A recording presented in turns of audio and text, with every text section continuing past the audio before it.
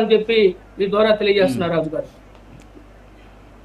Okay sir, Pudi Tirupathirao గారు good morning అండి. ఇందాక మీ దగ్గర ఏదో ఒక టెక్నికల్ ప్రాబ్లం వచ్చింది. సో ఇప్పుడు మిమ్మల్ని ఒక స్ట్రైట్ క్వశ్చన్ అడుగుతాను. ఏంటంటే ఒకటి వచ్చేసి పవన్ కళ్యాణ్ ఆంధ్రప్రదేశ్ నుంచి తమిళనాడులో ఉన్నటువంటి సనాతన ధర్మం ఆధ్యాత్మికం అనేటువంటి ఒక సెంటిమెంట్ని రాజేస్తూ ఉన్నారు. ఇంకోటి డిఎంకేకి సంబంధించి ఈ డిఎంకే పార్టీ ఏర్పడి 1967లో అధికారంలోకి రావడానికి కారణం కాంగ్రెస్ తీసుకున్నటువంటి వ్యతిరేక నిర్ణయాలు. ఏంటి కాంగ్రెస్ తీసుకున్నటువంటి వ్యతిరేక నిర్ణయాలు అంటే హిందీ భాషని ఆ రాష్ట్రం మీద దక్షిణాది మీద రుద్దేటటువంటి ప్రయత్నం చేయడం అనేటటువంటి దాని మీద మాత్రమే, ఆ సెంటిమెంట్ మీద మాత్రమే డిఎంకే పార్టీ అక్కడ ఆవిర్భవించింది. మరి అలాంటి పార్టీ ఆ తర్వాత కాలంలో ఏదైతే ఆ పార్టీ ఆవిర్భావానికి కారణమైనటువంటి కాంగ్రెస్ వ్యతిరేక విధానాల కారణమో ఆ పార్టీతోనే పొత్తు పెట్టుకొని ముందుకు వెళ్తూ ఉన్నటువంటి పరిస్థితి. ఇక ఇటీవల చూసాం మనం ఎన్పిఈ అంటే నేషనల్ ఎడ్యుకేషన్ ప్లాన్ ఎన్ఈపికి సంబంధించి 2020లో హిందీకి సంబంధించి కంపల్సరీ అనేటువంటి పదాన్ని ఎక్కడ కూడా వాడలేదు.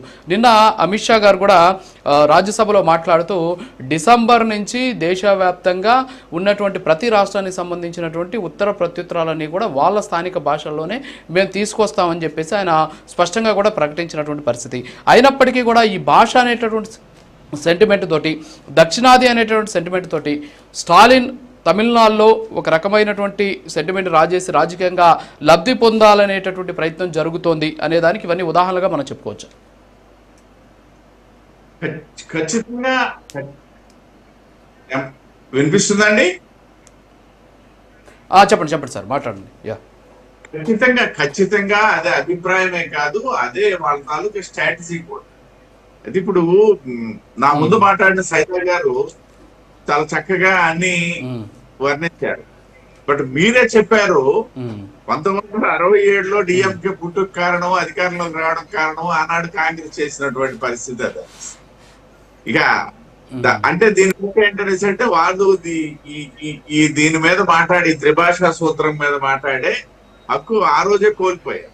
సరే ఇవాళ మాడిఫై చేసుకున్నారు, కొన్ని మాట్లాడియండి తప్పే. అయితే ఇప్పుడు ఒక్క విషయం ఇక్కడ గమనించాలి. ఏదైతే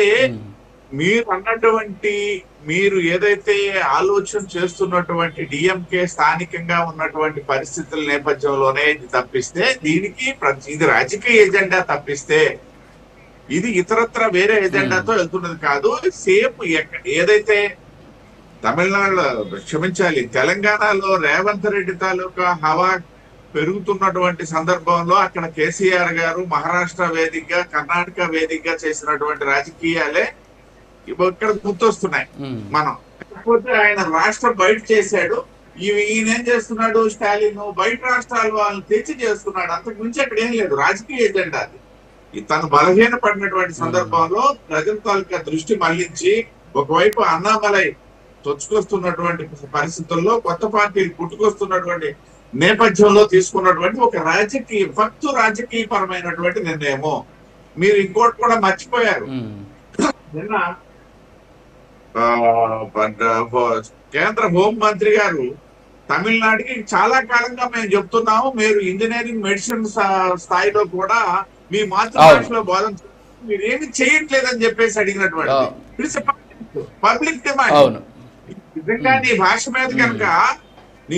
మీద కనుక మక్కువ, నీ భాష మీద కనుక ఒక అభిప్రాయం ఉన్నట్లయితే ముందు నీకు ఏదైతే స్వేచ్ఛగా ఉన్నటువంటి నీ ముందు ఉన్నటువంటి నువ్వు నిర్వర్తించాల్సినటువంటి ఒక ప్రత్యేకమైనటువంటి ఒక ప్రక్రియ ఉంది.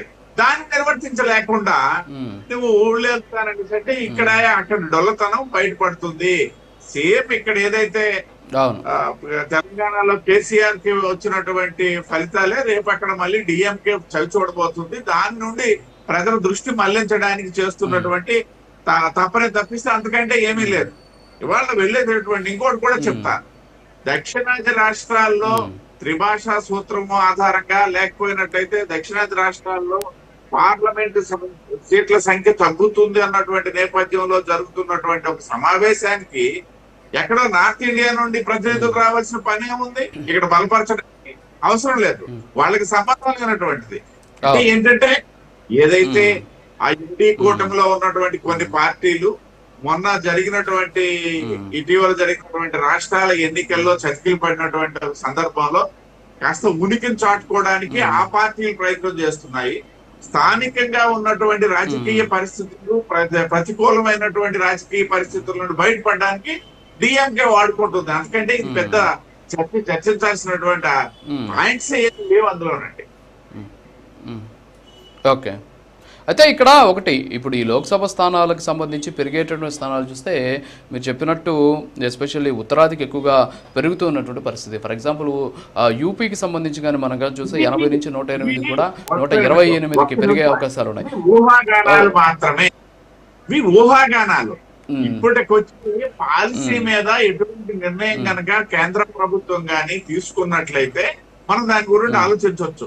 ఈ జనాభా ప్రాతిపదికన తీసుకుంటారు, అది పెరుగుతాయని చెప్పేసి ఇది రాజకీయ ఆలోచనలు తప్పిస్తే సైదా గారు లాంటి వాళ్ళు మాట్లాడుతున్నటువంటి అలాంటి వాళ్ళు మాట్లాడుతున్నట్టు తప్పిస్తే అంటే ఇప్పుడు తిరుపతిరావు గారు ఇప్పుడు ఏంటంటే ఇప్పటి వరకు కూడా మన దేశంలో 1951 నుంచి మనం చూస్తే మొత్తం కూడా జనాభా ప్రాతిపదికనే జరిగింది. తర్వాత వచ్చేసి 1973లో తీసుకున్న నిర్ణయం 84వ రాజ్యాంగ సవరణ ప్రకారం 2026 వరకు చేయొద్దు అని చెప్పేసి నిర్ణయం తీసుకున్నారు.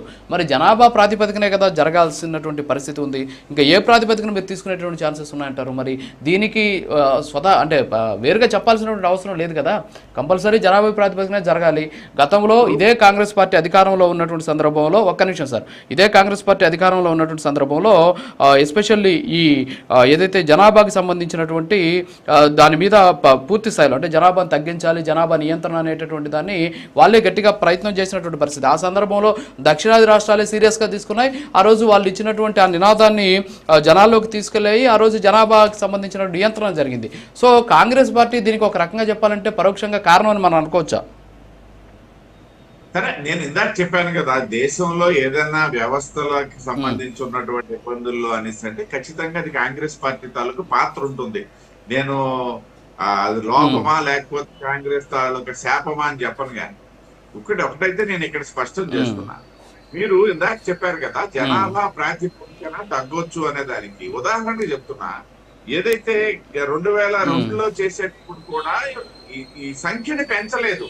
అంటే ఇది ఆయా కాలమాన పరిస్థితులు కాకుండా ప్రభుత్వం ఎవరికి అన్యాయం జరగకుండా, ఏ ప్రాంతానికి అన్యాయం జరగకుండా, ఏ రాష్ట్రానికి అన్యాయం జరగకుండా ఈ డీలిమిటేషన్ అనేది చేసి సంఖ్య పార్లమెంట్ సభ్యుల సంఖ్య పెంచుకునే వెసులుబాటు అనేది కేంద్ర ప్రభుత్వాలకు ఉన్నది. ఆ విషయంలో ఖచ్చితంగా మా ప్రభుత్వం కూడా చేస్తుంది. మేము కూడా ఏమి దక్షిణాది విడిచిపెట్టేసి ఉత్తరాదిలో రాజకీయం చేసే పార్టీ కాదు కదా.